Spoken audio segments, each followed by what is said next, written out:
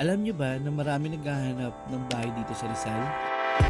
Dahil gusto nila accessible at malapit lang sa work nila. Yung tipong pag-uwi pa lang nila galing sa work, nare-relax na kagad yung mind nila. At bakit nga ba accessible ang way dito sa Rizal? According to my research at napag-alaman natin, future development lang naman dito sa Rizal ang bagong Takayong Railway ng MRT4 along Ortigas Avenue. At may way din ito papuntang Marcos Highway LRT2 dito sa SM Mall, Masinag, going to Metro Manila.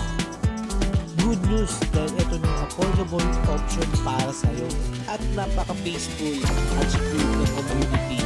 Plus, complete amenities para lang sa pamilya mo.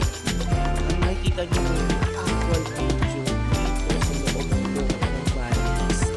Imagine kung dito maglalaro yung anak mo. Hindi ka mag-aalala, diba?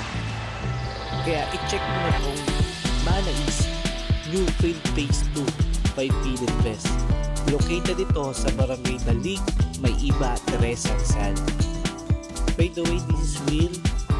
If you want to know more about this property, comment how and message us. We're more than happy to help. Thank you for watching.